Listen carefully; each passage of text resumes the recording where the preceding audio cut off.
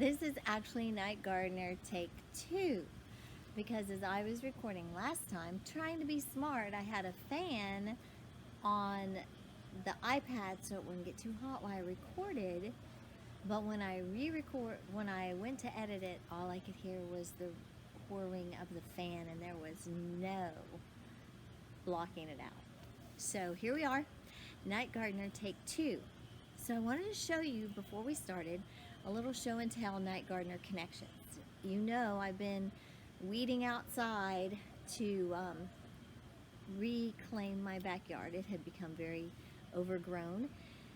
And in weeding these spider plants, or their airplane plants, whatever you want to call them, I don't know the scientific name, they had like taken over, along with these Mexican petunias. But the creepy thing, over where they had taken over, the soil is really dark and gummy and yucky. And when I would use the hoe, this is what would pop out. And tell me that you don't think these are creepy, look like Night Gardener roots. Can you see that? Look. So they would come out and they would be laying there together like a hand. That's just creepy to me. And I would jump every time, and I would think of y'all. Not that you would scare me, but that you would want to see those crazy roots, and it looked like someone's hand coming out from the dirt. Look. Ooh, what if you just saw that in the dirt, or you saw it wiggle just a little bit? Oh, yuck. That's what I was doing. So I was thinking of the Night Gardener the whole time. Then when we did our Earth Day garden, I bought, look at this, I bought a watering can that to me looks like the one Kip used when he was gardening. But I think it kind of looks like the one in the Night Gardener picture too. Look at this on the cover. Look, look, look. Oh, yes. So, I have a Night Gardener pail now. And then, I told you, remember when the doctor was taking pictures, and the pictures end up on a metal frame, and so, not a frame, but a little cube? This is my grandmother's from her college graduation. Look, the sun was a little better earlier. That's upside down. There you go. That, you can kind of see the way the sun hits it. You can see the graduation cap in her picture. Yeah, isn't that cool? That's the kind of picture that the doctor was talking about making with the chemical compounds and everything. Not really sure what you do with it on here. Maybe we could research that and see the rest of the story on these pictures. All that being said, I have to read 30 more pages all over again, so I'll just pretend like I'm reading it to the Switch class. But I'll have to break it in half because of the time limits on YouTube. So just bear with me. We're going to finish the whole story, and then I want to read to you the author's note at the end and where he got his motivation for this story and his inspiration and his research. So here we go. Night Gardener, the rest of the story.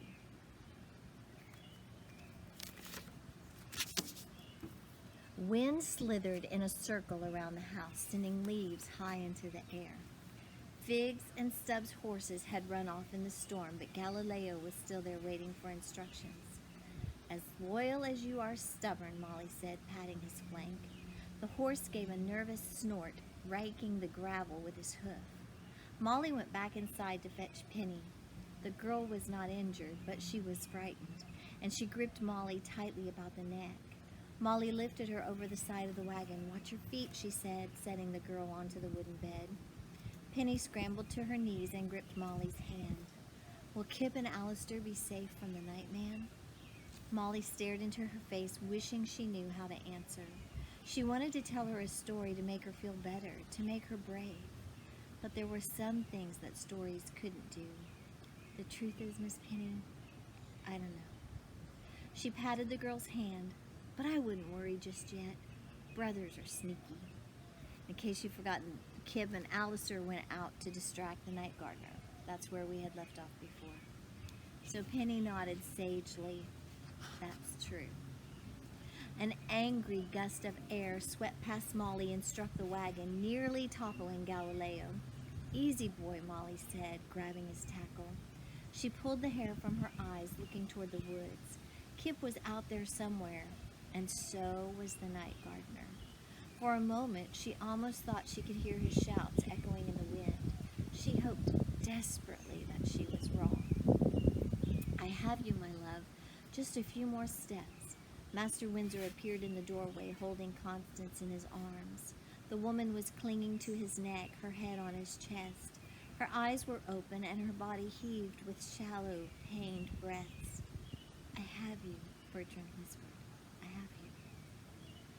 Molly pushed aside the canisters of oil to make room in the bed of the wagon. "Sorry, Mum, it's hardly a coach for four." Master Windsor laid his wife down as one might lay a paper boat on the water. Molly shut the gate. "We'll get 'em both to safety, sir, and then wait by the road for Kip and Alistair." She indicated for him to climb aboard. Bertrand nodded, but he didn't move. His eyes were fixed on the woods, a black mass created by moonlight. "That thing is after them," he said. "They'll be fine," she said, as much to herself as to Bertrand. "Kip's outrun the gardener before. He knows a special place where the monster cannot follow." "But they might not reach the safe place," Bertrand snapped. "Your brother's lame, and Alistair is just a boy."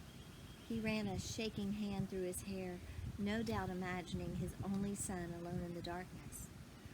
Or was he imagining his parents on a night like this, all alone, those years before? A hollow roar shook the valley. "It's no use thinking about it, sir. Kip and Alistair bought us some time, and we best take it. They're on their own now." Bertrand fixed his eyes on her. "But what if we could help them?"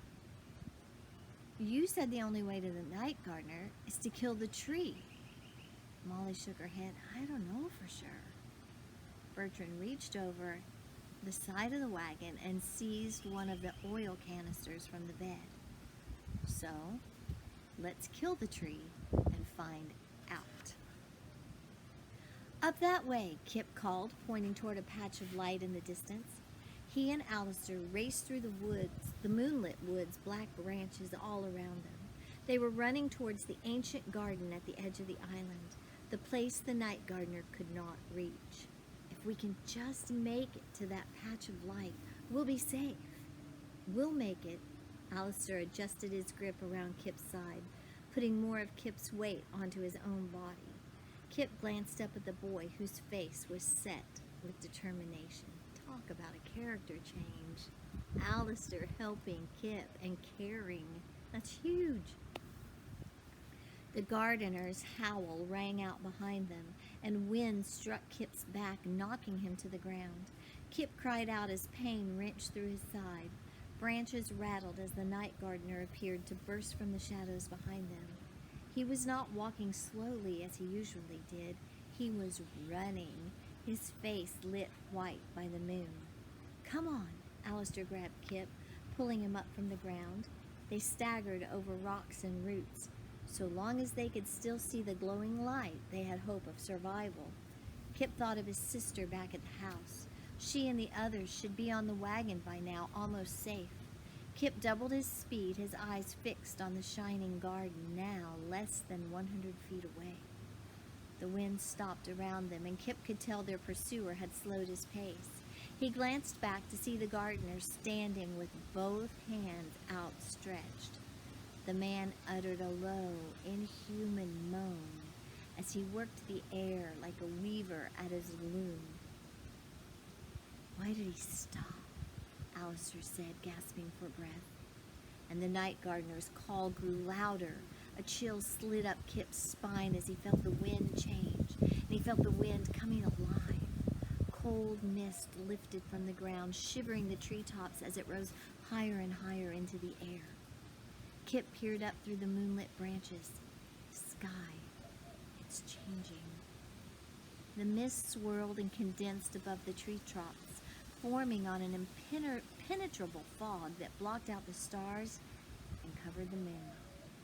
Kip looked back at the night gardener, and in the fading light he caught a final image of the man's face contorted in a tight smile. And then the woods went dark. "We gotta keep moving now." Kip grabbed Alistair's arm, but when he turned towards the garden, he saw nothing but a wall of darkness. "Which way?" Alistair said, panicked. Kip scanned the shadows, looking for light to guide them, looking for safety. The moon had been blotted out, and with it, their only hope.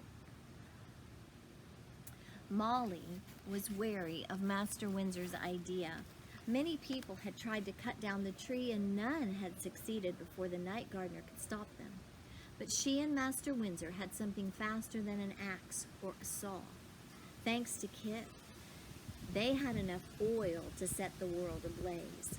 Master Windsor set to preparing the tree while Molly led the wagon to safety. She had asked Penny to sit up on the bench with her so that the girl could see how driving worked. When she reached the road at the far end of the bridge, she stopped. "It's your turn now, Miss Penny," and she handed the reins to the girl, who clutched the leather straps with white-knuckled intensity. "Now, if something happens, if the fire gets too big or the nightman shows up, I want you to snap these reins as hard as you can, just like that." And Penny nodded. "You keep snapping until your arms feel like they're going to fall off, and not a moment before."